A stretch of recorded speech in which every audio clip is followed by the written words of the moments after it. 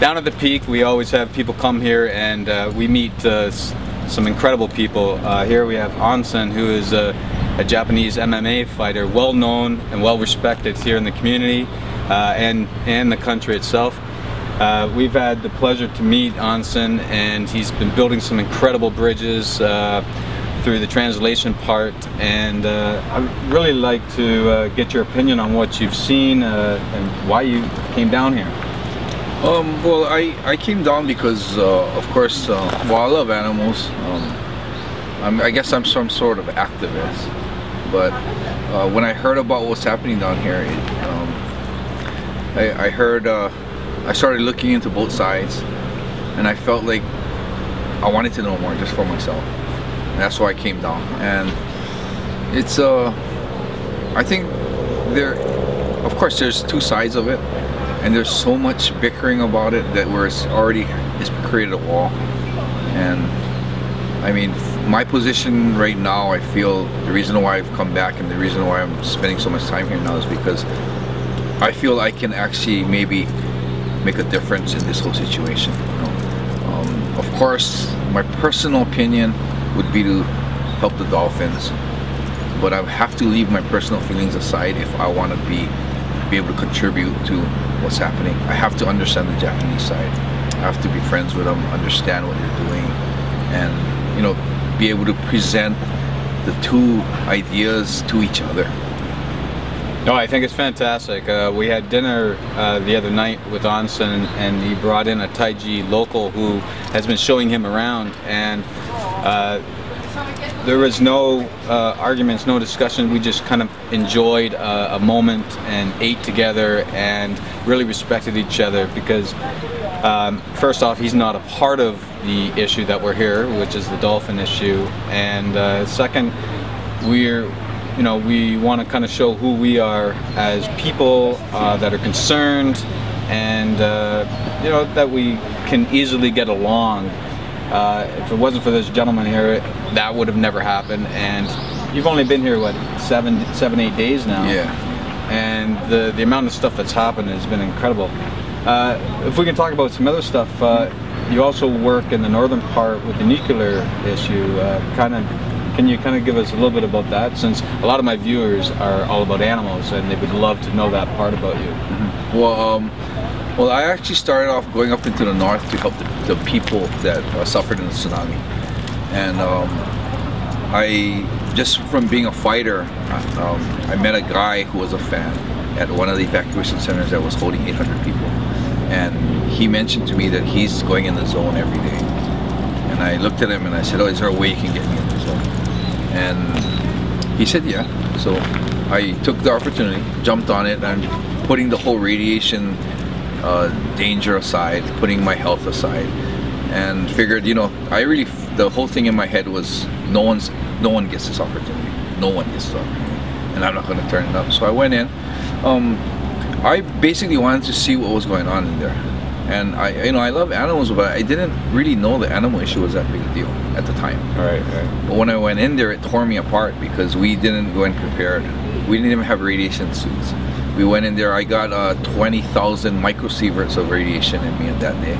And when we went there, we drove through the ghost town. All the ATMs were ransacked. There were cows and dogs all over. All the trash bins in the houses were just overturned and torn apart from the dogs. And the dogs were running in packs, and there were dogs that would come up to the car, almost like I felt like they're looking at, do I know this person, or do they have food for us? Right. So right there, I wanted to give them food, but I had nothing with me.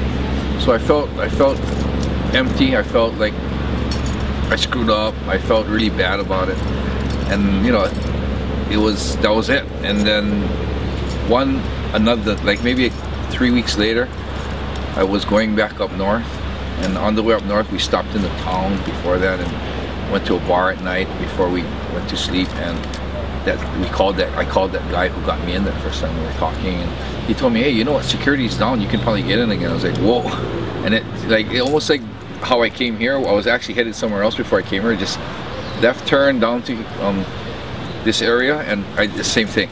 I canceled the trip to the north, and it was a trip into the zone. And this time we went to the stores, and we bought like 2 cases of pedigree, and then 2 bags of dry dog food, and we like mixed it up like slop, and brought in 3 buckets of food, and we went in there driving all over, just feeding dogs, And then again, you know, human nature, whatever you have, you want more.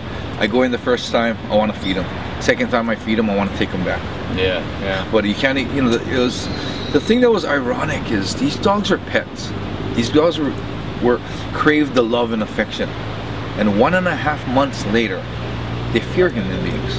Right. I mean, I couldn't touch any dogs. I was trying to pet them. As soon as we move, they'll eat the food. As soon as we move, they'll make sure we're out of reach. And I'm looking at it thinking like, damn, are they smart enough to have lost trust for humans? Is it just animal instinct, going back to the instinct where they, you know, they run alone, you know?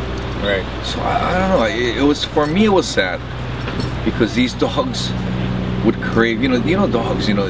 I mean, like humans, we need a monetary reward, or we need a reward to be taken somewhere or taken to eat good food.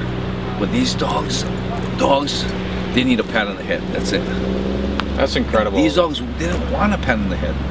I mean, they stayed away from the hand. I don't know.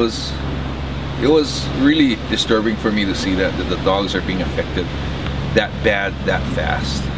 What I think is very incredible, just from listening to you, you can feel the passion in your voice and your words, and talking about your actions, and that alone shows that you have found a connection past the human mind at times, where you're actually feeling the thoughts and emotions of the animal itself. You're in their position and seeing what they're going through, and how can you help that and change that. I think that's wild. Now, one more thing I'd like to, you know, talk about. I know you're trying this vegan diet, 5 days a week at the moment, which is huge, you know, because some people, you know, do their best with 1 day, and a lot of people don't realize how much they do eat vegan if they just remove the meat from their plate. The rest is probably vegan most of the time. How are you doing with it? Well, for someone, you're saying for someone to do 1 day is great, and for me it's like trifold great, because I'm a meat eater totally, and see, if I were alone doing vegan, I think I probably wouldn't last as long, and I probably would really hate what I'm doing right now. But I'm actually, you know, I meet a lot of, like, you as yourself, everyone in the C-Sharp herd, and you know, Kimiko, the vegans, and I'm actually realizing that vegan food tastes good. I mean, there's substitutes for almost everything in a regular meal. I mean, there's a meat substitute, soy meat. There's a mayonnaise substitute. I mean, I mean, like anything new at first, you know, finding the avenues, finding the resources is a little difficult. Once you find the stores, once you find out how, you learn how to make the food, you learn what the substitutes are. It's not that bad, you know. And it's funny because I'm eating the day that I went and ate meat. One day that these guys brought me out. This was an off day for me, so it was after like 5 days of vegan, and I gotta be honest, the meat tasted better than I ever thought. It tasted so good, but I did feel a lot heavier after. Full, you mean? Yeah, I felt full. But the vegan diet, when I eat it, I get full. I'm not hungry anymore, but I still feel light, you know. But I felt heavy after I ate that. So, I mean, it did taste good, but you know, I think I'm just so used to eating it. It's just something that I have to get adapted to.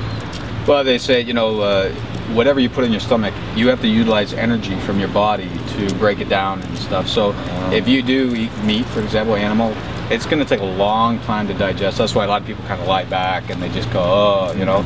Where when you take on a plant-based diet, it's breaking it down faster. It's utilizing that energy a lot quicker. So as you're, you know, breaking it down, you're also you're still feeling good. Yeah.